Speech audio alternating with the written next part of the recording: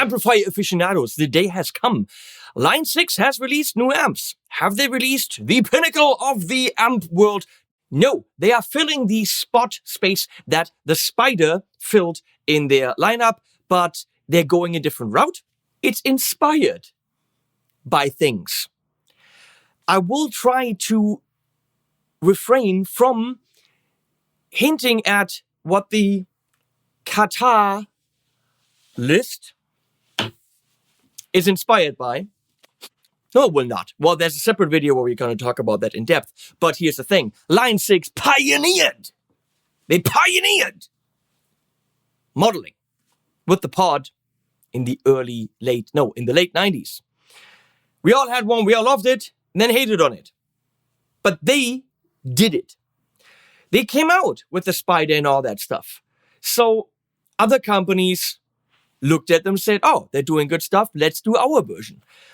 Now there is a company out there that is doing this really well with a good product, and they're cornered the market. They do have the market when it comes to this type of entry-level amp, entry-level gigging amp, practice amp, living room amp, modeling thing for not a lot of money that does a lot of things with effects.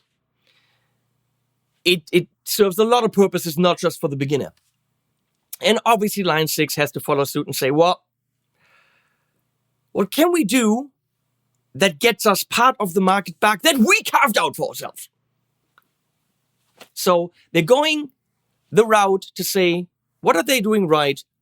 Let's go along with that. And they're doing it in, I'm sorry to say, a very obvious way. But let's see how exactly they're doing it. So here we have the catalyst.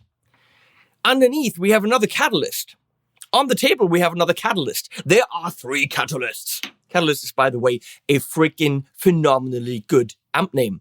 So on the table, I've got the Catalyst 60. It has, compared to the others, a smaller number. And the panel is a little bit shorter compared to the 100 or the 200. So differences are super slim. The 60 has a shorter panel, but it has all exactly the same controls as the other ones, which is why we can look at one and that shows you the others. The 100 has 100 watts compared to 60, slightly wider panel, and in the back it has MIDI there. Other than that, it's identical. I think the speaker says HC100, and I think this says 60. Yes, this says HC60. I, however, cannot imagine that it is a different speaker. That would be weird. Let's say it is, whatever, it says 60. So 100 watts, 60 watt, MIDI. The 60 has MIDI through USB, so if you want to control it from your computer, you can. But this can be controlled and switched with a MIDI foot controller. And the 200 has 200 watts, and it's got 2 of those big speaker things in it. That's it. 100, 200, 60, 100 and 200 MIDI. Done. I love that they didn't go and do cloned, modeled, whatever amps. They did their own amps. So there's no Marshall. There's no tread plate. There's none of that bullshit. It's just sounds. And I love that. Let's just have good sounds. Okay? So they did 6 of them, which are clean, boutique, chime, crunch, dynamic, and high gain. Now, high gain doesn't say metal. And that's cool because you can do whatever you want with it. There can be a high gain lead or sculpt it to be a metal sound. No variations, no anything. Some stuff in terms of control is hidden and you have to know how to operate it. And then there's, of course, an editor, which we will look at for about 20 minutes in this video.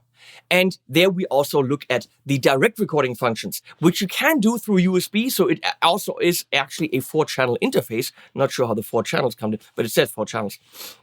But you can use it as an interface with USB and record directly to the computer. I recorded with the XLR out. Yes, folks, XLR, that is great. So if we look at the back here, there's actually an XLR out. So generally, if we look at the back, mute. So you can completely mute it. I have got it on 0.5 watt right now because I don't want to kill myself. 30 watt and 60 watt. On the others, it's of course probably 150 and half. Let me see. Oh, yes. And on the 200, that doesn't make an awful lot of sense. It's 200, 100 and half. So then we have the USB foot switch input for a dual foot switch, which you can buy separately.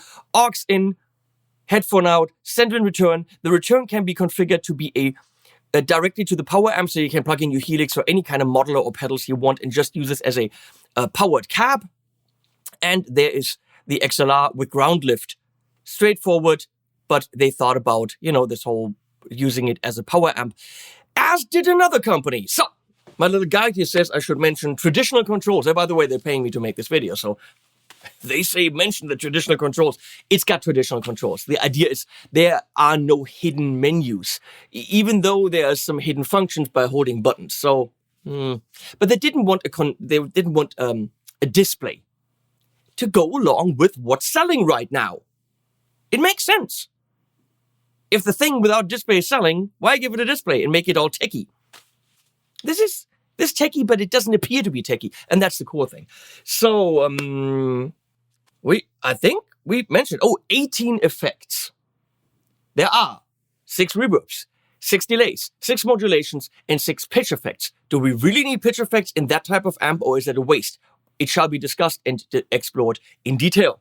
We're going to start by miking the damn thing with a Lewitt MTP 440 right here on 0.5 watt, just exploring a couple of sounds and how the control panel works.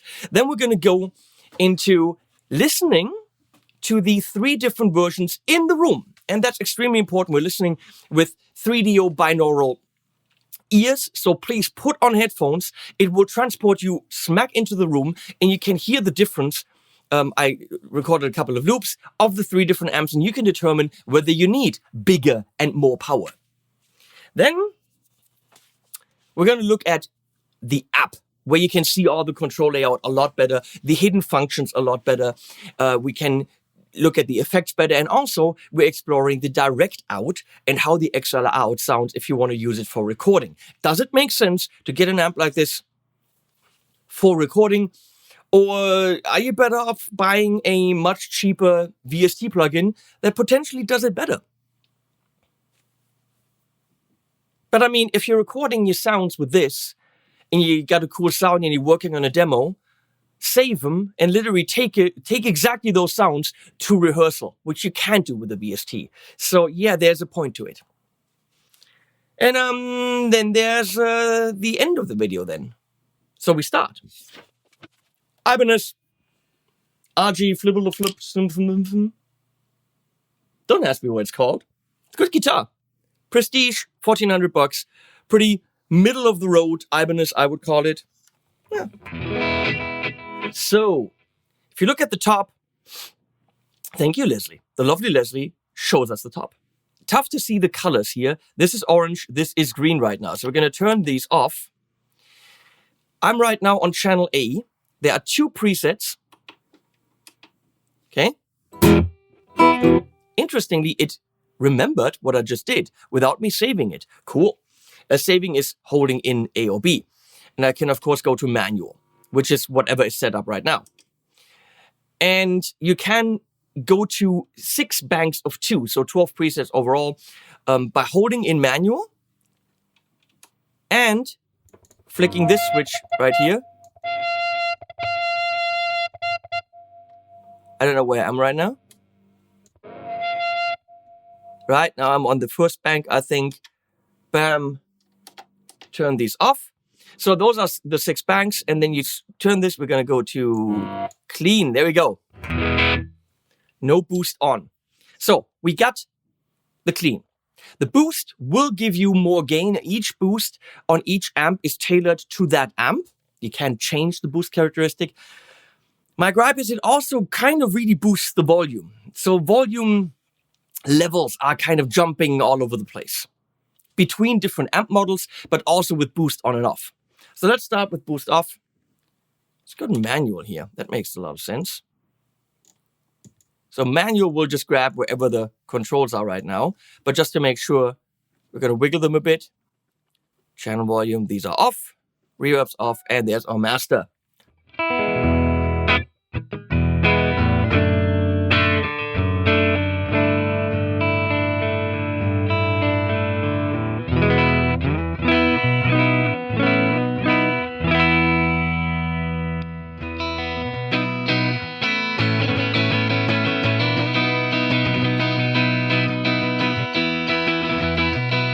Pretty clean, natural, neutral, nothing to write home about sound.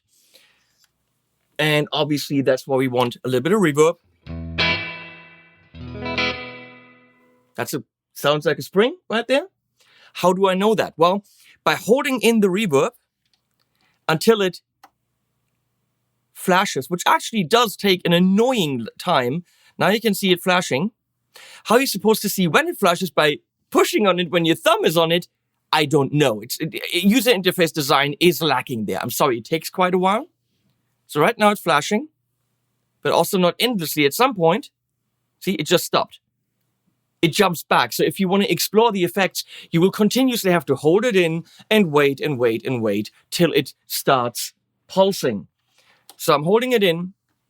When is it pulsing? Do you know? I don't.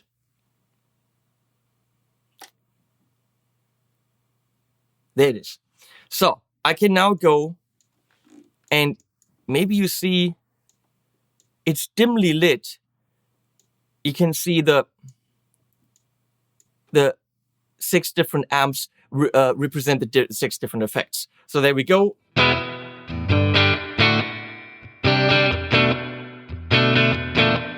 So if I do this again, hold it in, and I go here, now I've got a beautiful, what's that thing called?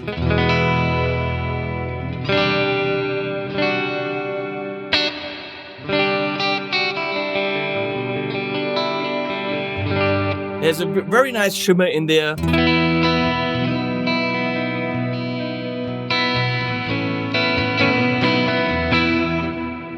Now changing these, again, especially when you're first exploring the amp, I recommend using the app because holding that thing in every time is a pain in the freaking ass.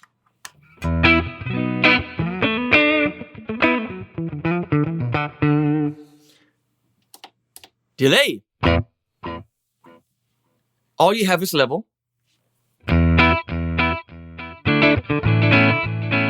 And of course, time.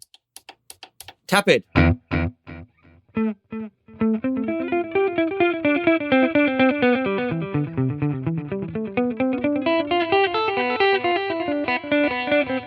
Oh, that sucked. Okay, that's the idea. Same thing if you want to change it. Hold it in. And now we should be on a tape.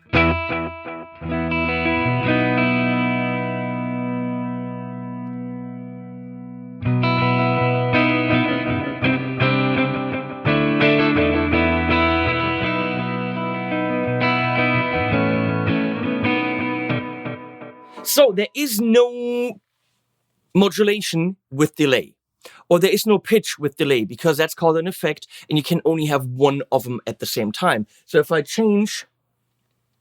want to change this here, I will hold this in till it flashes again. Now I hit tap and that'll turn blue or purple. It's tough to see right here. So it turns blue and now I'm on chorus.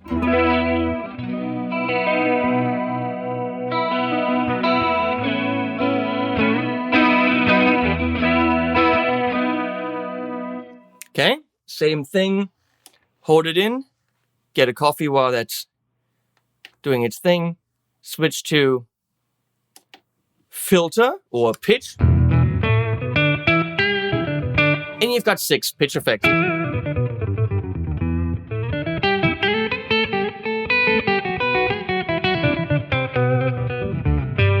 Okay, nice.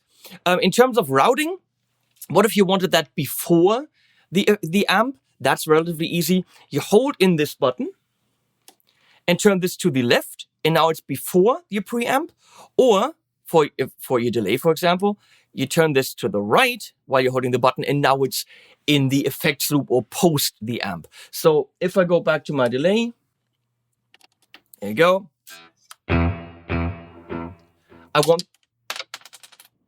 Lost my pick. So I want that post preamp. So I'm holding it, turning it to the right. Same thing for the reverb. Because when I first got the amp, it sounded horrible because the effects were in pre or not in post mode. There we go. That's how you do that.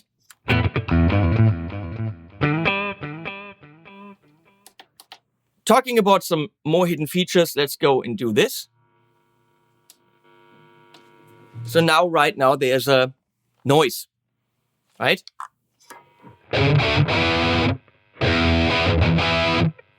Well, hold this in, hold the boost in, and crank this up.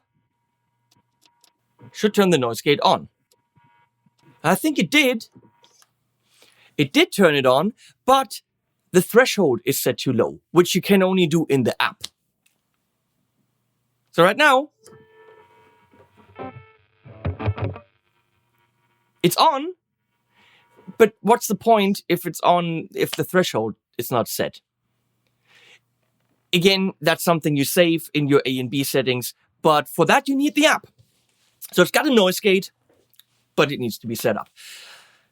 It also has, and that's just blowing my mind, power amp features.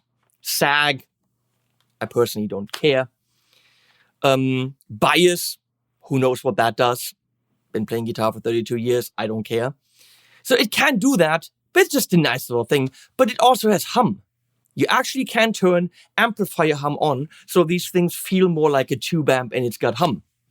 Turn that shit off, we don't want it. Why turn the hum on so that we can kill it with a noise gate? That makes zero sense. But if you wanted to, you can turn the hum on.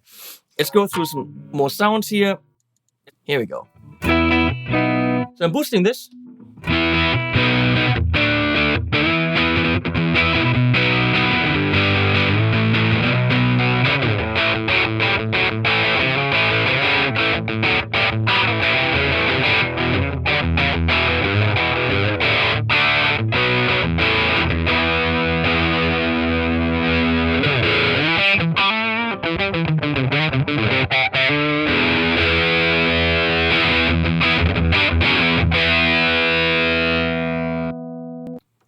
Here we go.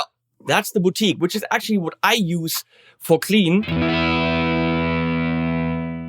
Take that down, take the channel volume up. A little bit more beefy.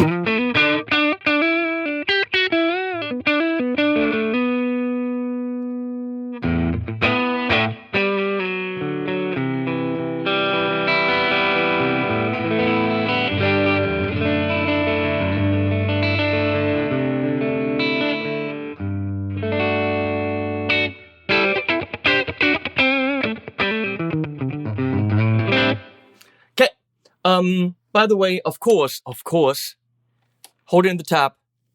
There's a tuner, which works pretty well, as you can see. Works, done. It needs something like that. But no Bluetooth or anything. If you want to play along with something, then you have to use the aux in, and obviously these speakers are not full range, so your sounds will not be all nice and bright. I mean, it's to play along to. Let's boost that thing. You can hear a huge volume boost right there.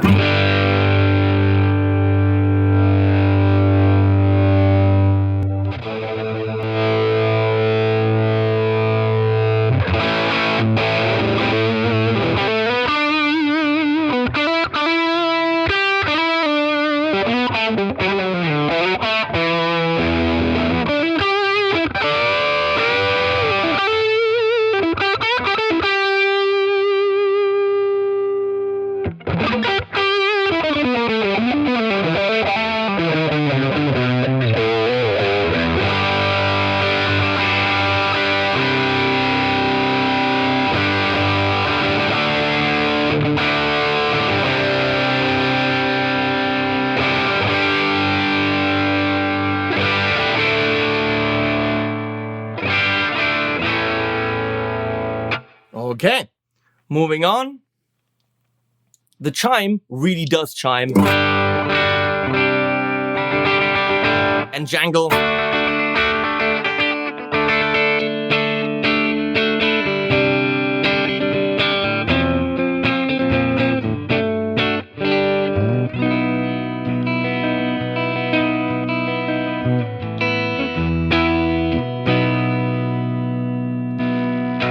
And that's clearly a treble boost.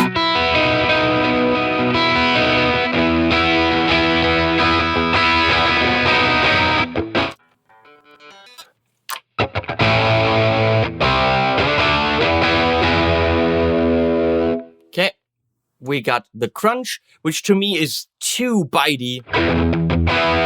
And now it isn't. I don't understand.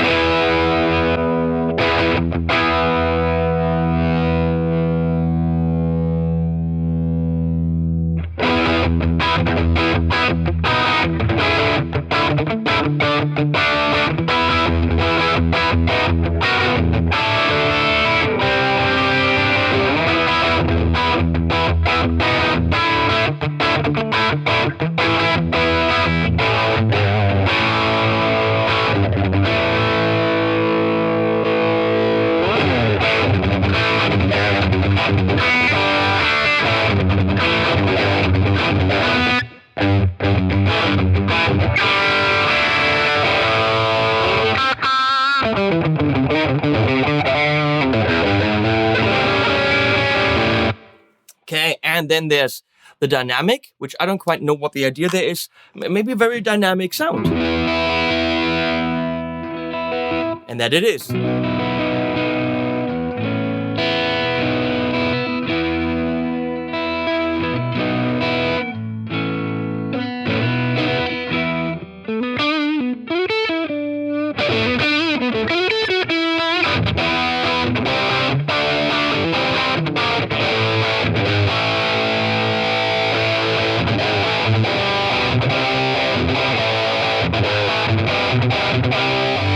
And here's the high gain.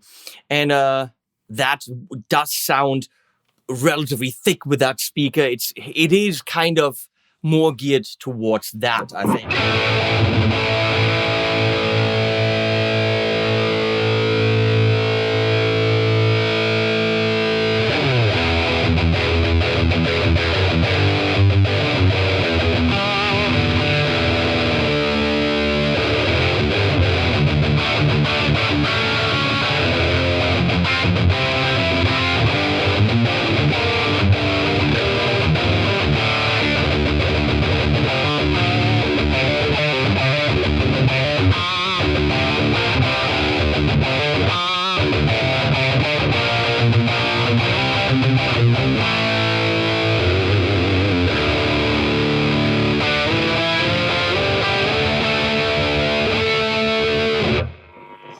With the right settings, more mids, and a good dose of effects, this does really nicely.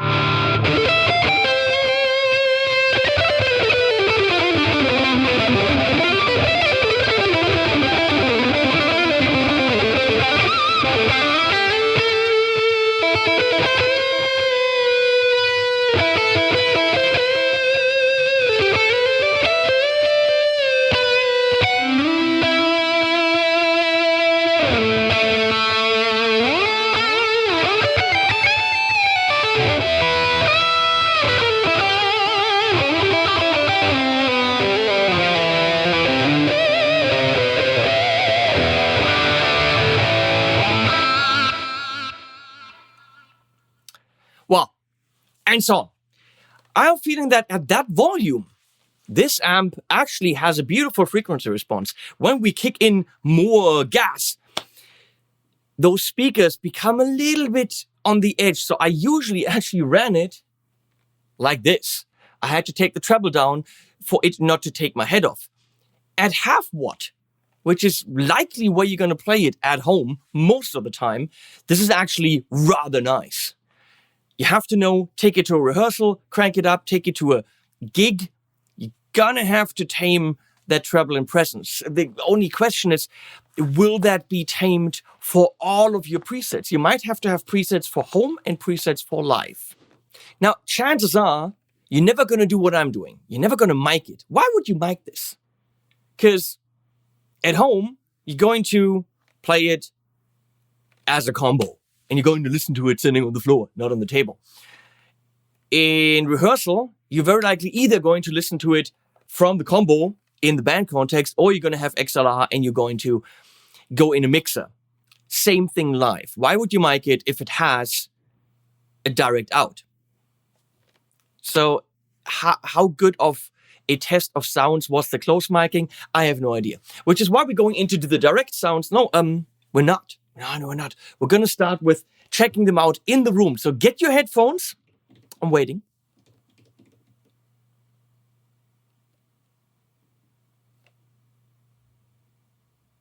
And there you are.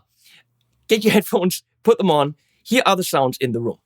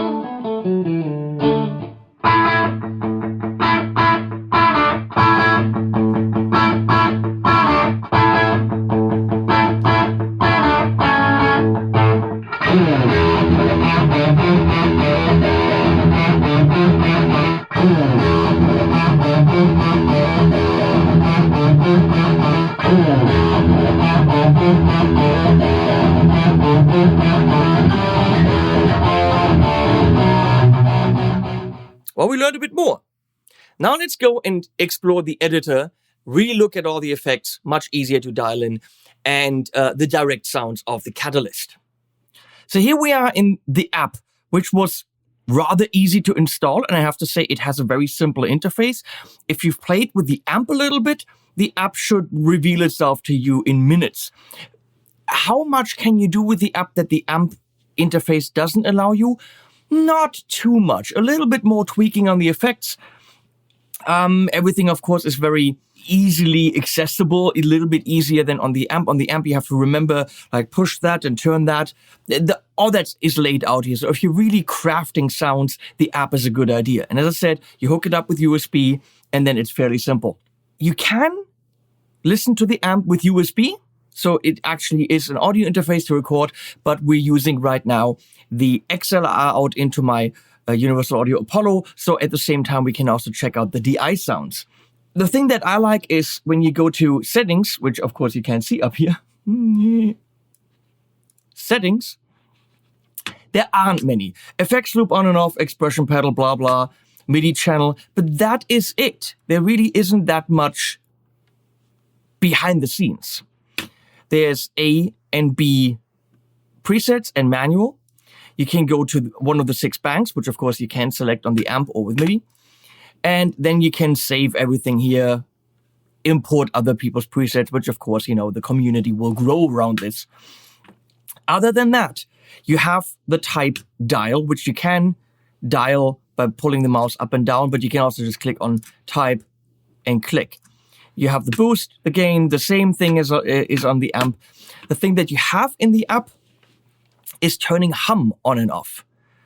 Why would you want that? Line 6 thought, hey, let's make it sound like a real amp so it hums. Turn that shit off. Here's the noise gate, which is of course more tweakable than on the amp. I think on the amp you can turn that on and off or set the threshold. I'm not quite sure. Here, of course, you have a little bit more tweakability, which we don't need right now because it's clean. Depending on what amp you have, let's go to crunch. There are more parameters here than just the hum. There's sag. How much do you need that on a digital amp? And especially the people that are getting that amp, I don't know. Bias. Why are there 2 biases? I think that's already going too far in terms of here are simulated amps. You know, keep it simple, people. You have 3 cabs, 112, 212, 412. Which is super to the point. I love that. And then you have, again, way too many microphones. Is that necessary? Line 6 gives you that stuff. You can click around. It, of course, changes the frequency response. I think it's, again, for this type of amp, a little bit overkill. Important are the effects. And on the amp, yes, by holding the effect button in and turning the thing to the left or the right, you can turn them pre and post, which is important depending on what effect you use. And of course, with delay and reverb, we want them post, which is very easy to set up here. Changing the effect, you go in, there are the 6, there's no hidden pages here of extra delays. There are the 6 of them, no hidden pages of reverb, these 6 of them. If you want to go to modulation, you click on mod or filter, synth, and pitch. Again, you cannot have a delay and modulation or a delay and filter at the same time, which I think is sad. It's a drawback. But if we go to a more complex delay like this tape, you have way more parameters down here than just mix. You don't even have feedback on the amp. So if you want to tweak your delay, that is when you need the app. Other than that, it's pretty straightforward. Of course, the recording out. Now, if you're sitting on the computer and recording anyway, you might as well have the amp on the app. In a live situation, make sure you actually arrive with the settings that you want. Same thing for the reverb stuff. Different reverbs yield different parameters. That's it. Oh, no, that isn't. There is an expression pedal, a MIDI expression pedal that you can assign, and that can be assigned as a volume. And here you can say whether it's pre, so you can do fades and stuff like this, or post, just adjusting the volume of your sounds. Are there any?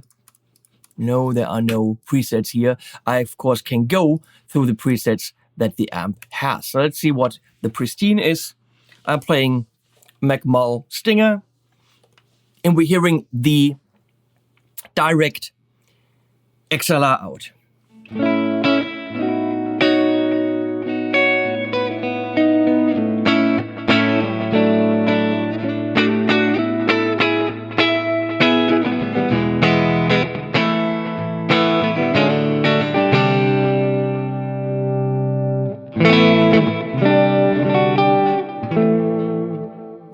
Just go to the next preset here.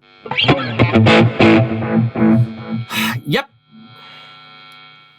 The balancing between the amp models and even between presets is a problem, I think. Channel volume is the volume that goes out of the XLR out, by the way, so be careful about this.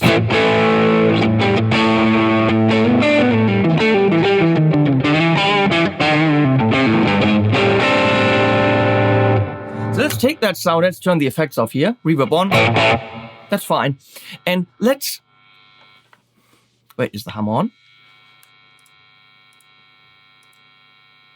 I'm not sure if the hum actually comes out of the DI out.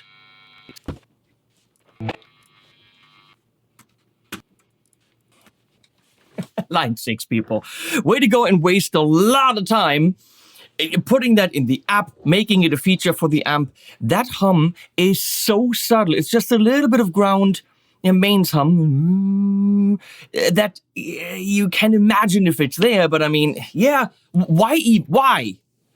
Okay, so forget about that. But let's go through the cabs. The crunch is a little bit aggressive. So the 212.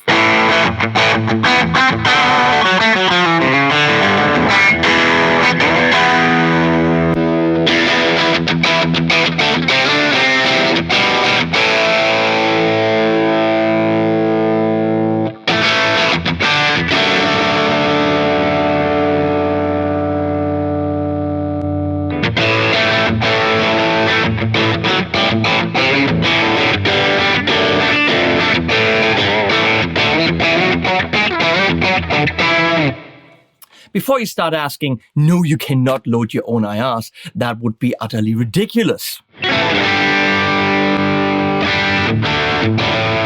Well, with the right, you can tame it, but that crunch is aggressive.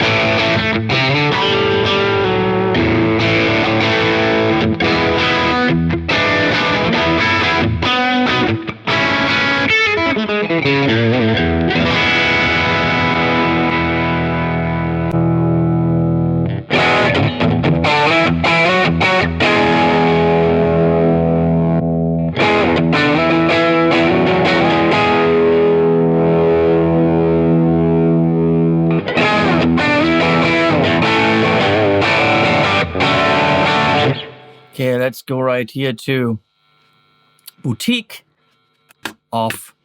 Be careful with the boost, because the boost, in addition to adding gain, it also adds quite a bit of volume, and I wish it didn't do that.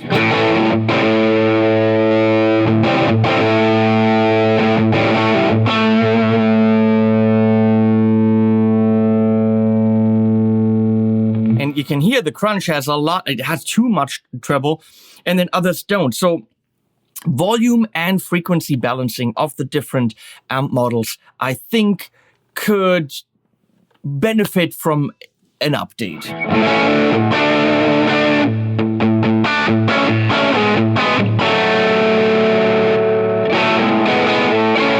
So let's treat the boutique as a clean.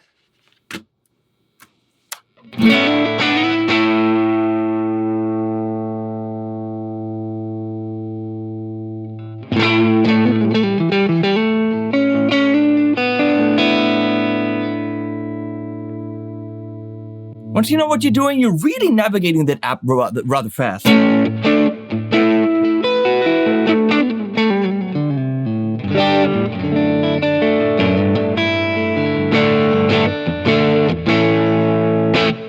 Oh, you didn't see what I was showing you earlier, sorry. So right here, 6 effects, modulation, filter synth. We're going to go through some of them. I know, new product, long video. Of course, mix just like on the amp. But then you have feedback. Here you have modulation.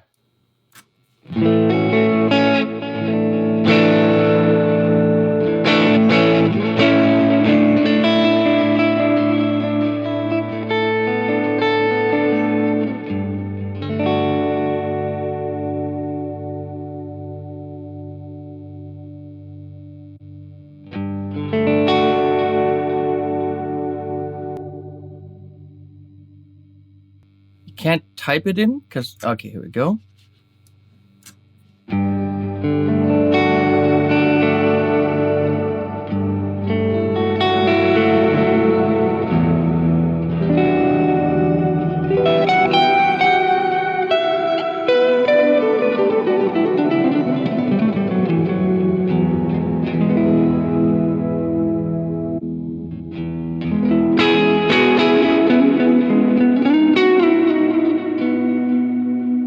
So we're going to dual delay.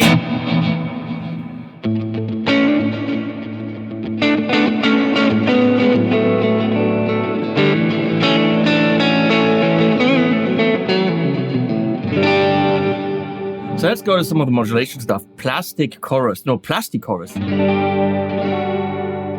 take the reverb down a bit. Going back to spring.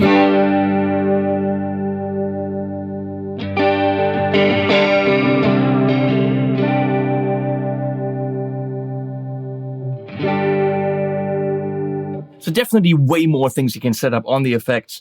There's a tremolo. They all do the trick.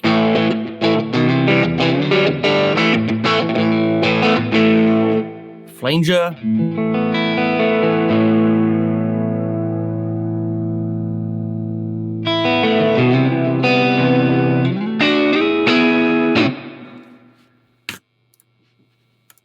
Univibe.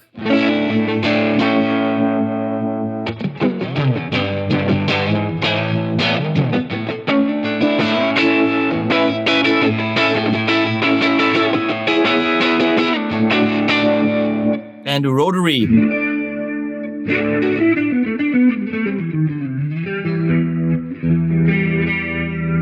Which is, I know, take it or leave it. The addition of the filter and synth effects is like, why line 6? But they did it. So there's a bass octaver. And for those, I would recommend hitting pre, because that means they track a lot better.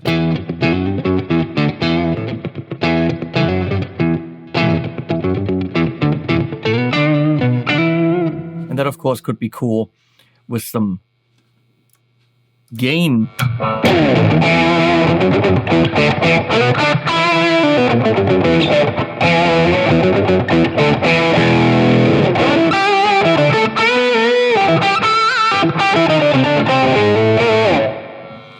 Neat. Growler.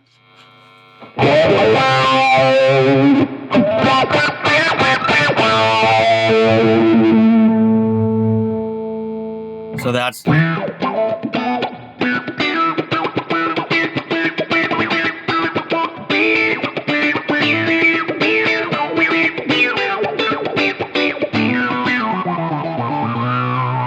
of course with some gain that is really, really fun.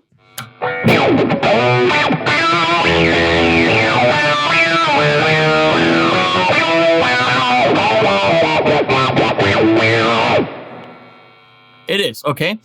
So these are fun, but are they really necessary? I don't know. Here's, you can add harmony. You pick your interval here. Is that really something this amp needs? Heck no. Is it fun for the kids to play with? Yes. And of course, here you can, fine tune and all that stuff. What is that good for? Well, I just went to a fifth, and that can be fun.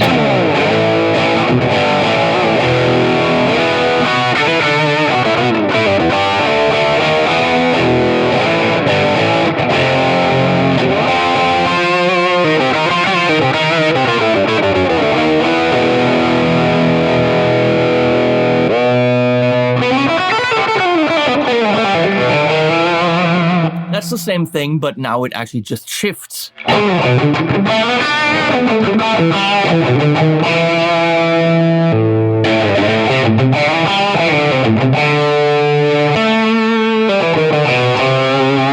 What is that for? Well, that can actually be come in handy if you're playing a song, for example, from Guns N' Roses, and your guitar's tuned in E, and you want to play in E flat. You just go -1. Let's see if that works.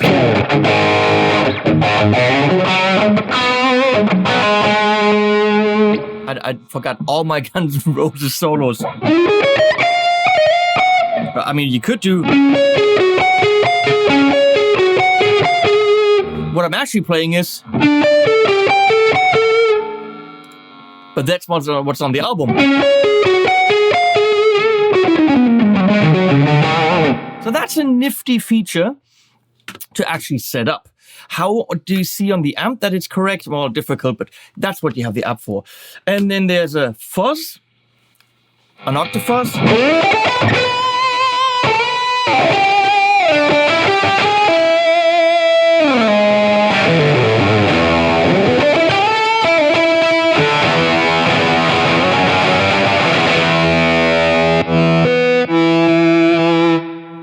And that's one of those fadey inny sounds. Which would be great with delay, but we can't set that up. So I'm going to go to the plateau and crank that up. And that could be cool.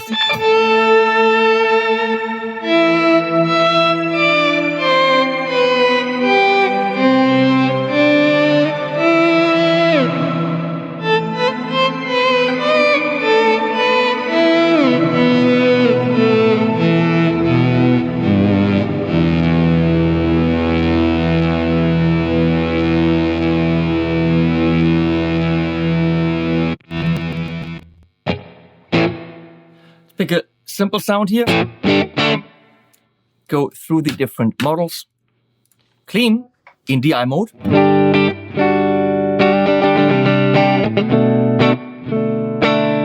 Now we're missing a little bit of treble. It's definitely very neutral, not very sexy clean. You can, of course, boost that.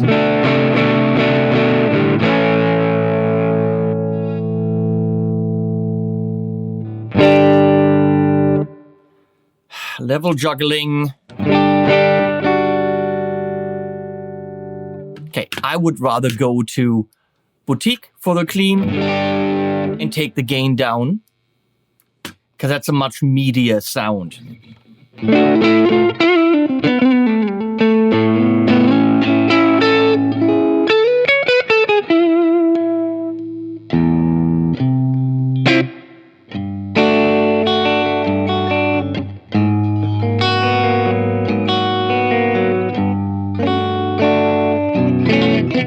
Beautiful, beautiful chords. The chime is more voxish, but it isn't. It is a Line 6 designed amp.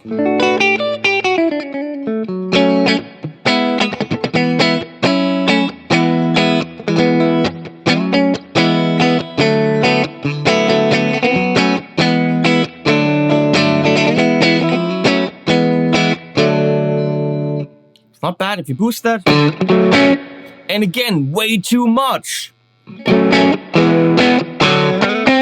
It is now definitely treble boosted. So it's picking the right kind of boost for the job.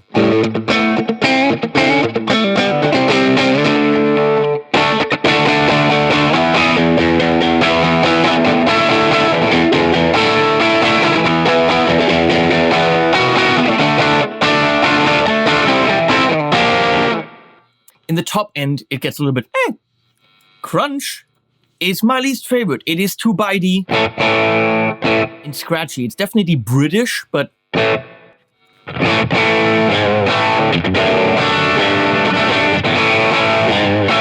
if you play with the caps, then I'd probably go for the 212. Okay. Too much. That can work.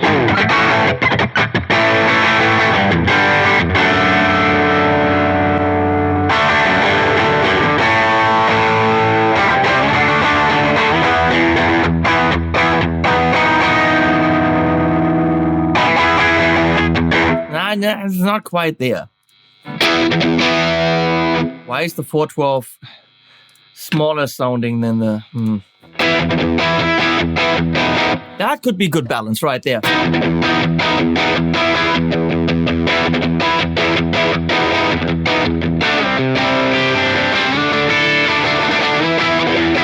Okay, moving on.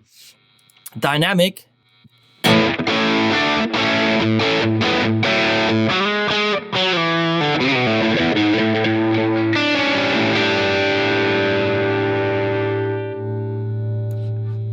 Should be a dynamic amp.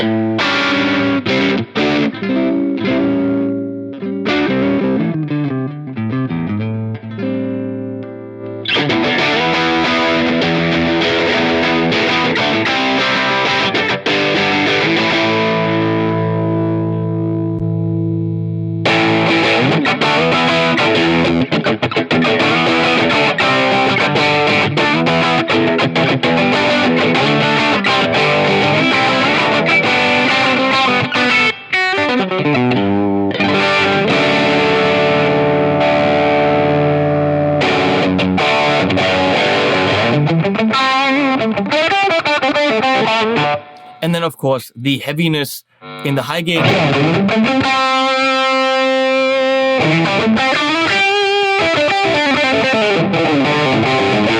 Got some scratch. Wait, what about? There you go.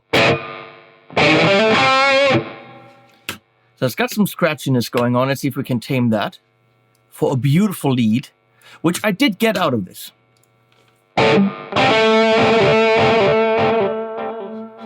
Can I tap that here?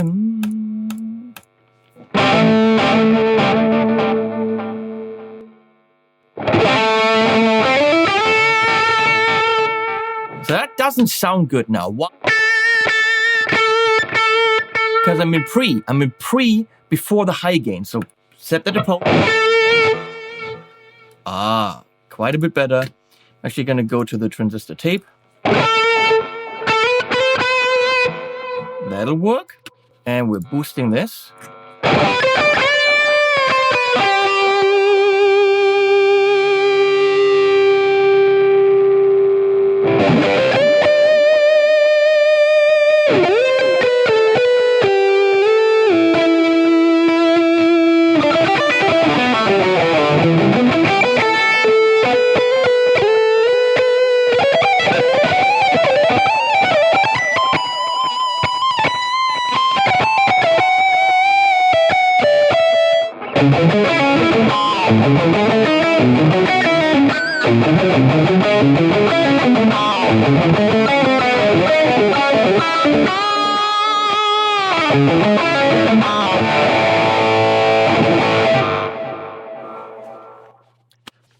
There you are.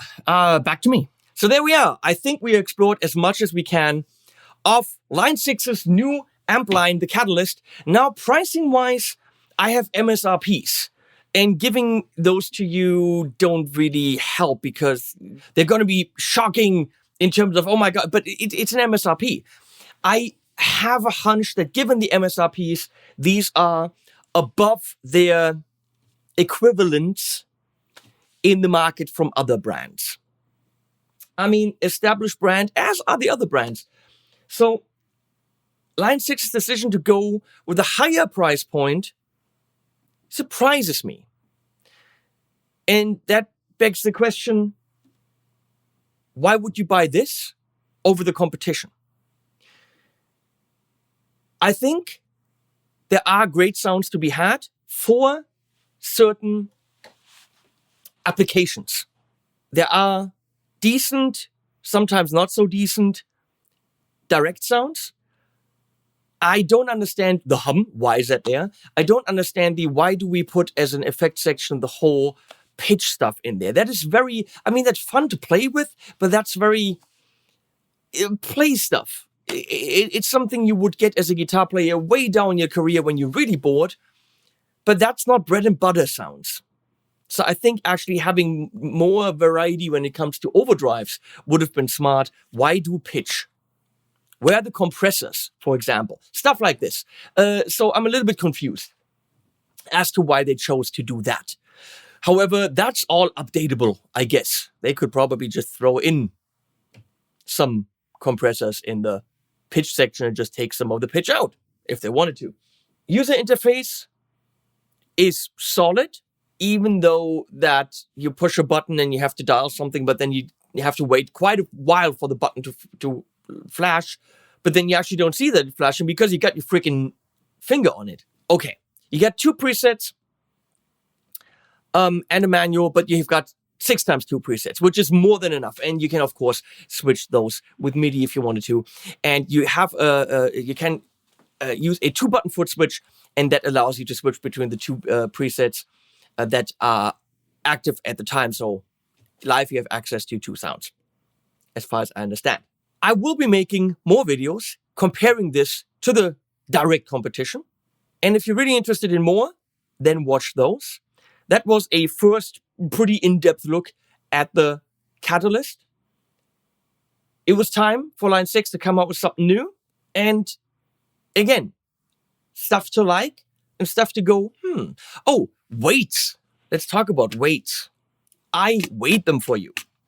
That is the thing where I got to say, I'm impressed because these are not heavy. They're actually lighter than the competition. So the Catalyst 60 on the table is 12 kilos, 26.47 pounds. The 100 is 15 kilos or 33 pounds. And the 200 is actually 19.2 kilo or 42.3 pounds.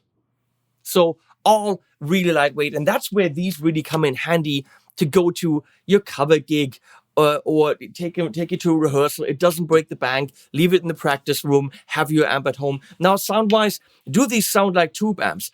Heck no. I'm sorry. These amps from all brands in this price range do not sound like tube amps. Not in one sound. Can they replace a tube amp? No. They have decent sounds. They have effects. They have everything built in and an audio interface. And they're under $1,000. You can't expect the world. But no, these do not sound real. They do not feel real. They don't have to. They never pretended they could. Okay? No company can pretend to do that. They're great for certain applications. And I'm happy that Line 6 stepped on the market and said, okay, let's go a little bit less techie on the front, but techie inside. So, I'll put links below if they're already out. And you can watch other videos where I talk more about the Catalyst and its competition here on this channel later. Animals at the end.